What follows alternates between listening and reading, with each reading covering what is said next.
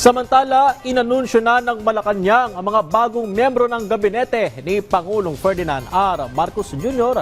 kasunod ng pagtanggap ng Pangulo sa mga courtesy resignation ng ilang dating opisyal habang may ilang mga kalihim naman ng mananatili pa rin sa kanilang pwesto. Ang detalye sa report ni Kenneth Pasyente. Formal nang itinalaga ni Pangulong Ferdinand R. Marcos Jr. bilang pinuno ng Philippine National Police si PNP-CIDG Director Major General Nicolas Torre III. Siya ang hahalili sa kasalukuyang PNP Chief na si Police General Romel Marbil na magre-retiro na sa susunod na buwan. Sabi ni Executive Secretary Lucas Bersamin, isa marahil sa nakita ng Pangulo kay Torre ang ilang matagumpay na operasyong pinangunahan nito.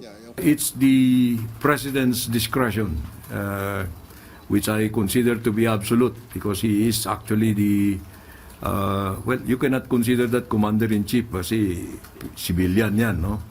Pero more or less, ganun. No one can question the use of that discretion, call it inscrutable. But right now, the considerations that weighed in the choice of General Torre should be respected. Sa tanong kung reward ba ito kay Torre dahil sa pangunguna nito sa pag-aresto kay dating Pangulong Rodrigo Duterte, giit ni Bersamin. Alam mo, lahat ng promotion reward yan, ano? But most promotions are given on merit. So let us assume that this was given on merit because, you know, it was not an easy decision on the part of the President. He considered, to my recollection, 5 names, no? And you must probably have an idea of who those 5 were. But as of this time, the decision was already made and it favored Police Major General Torre. By the time he accepts this appointment, he will have the 4 stars.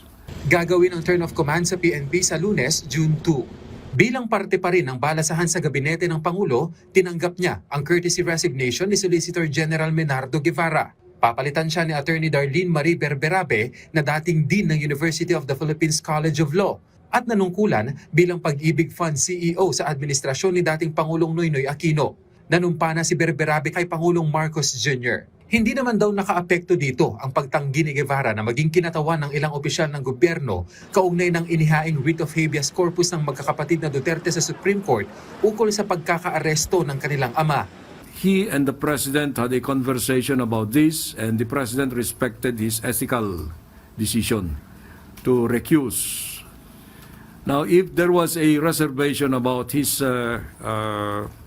professionalism at that time, the President could have already removed him. But the President continued to repose trust in him.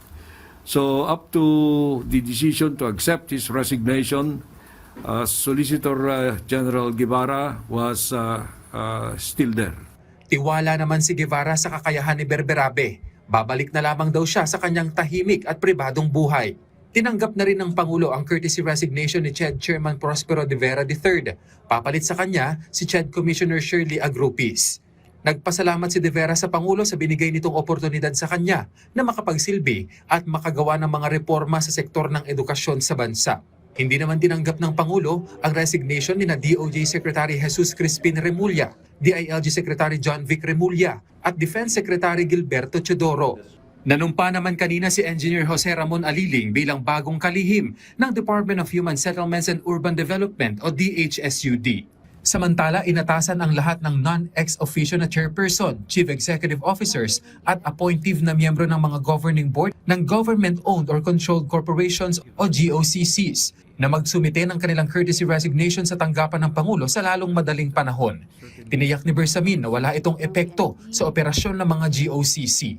There is no appreciable impact at all, negative at that, because all these people who offer their courtesy resignations are expected to continue performing their functions, discharging their duties until their replacements have been appointed.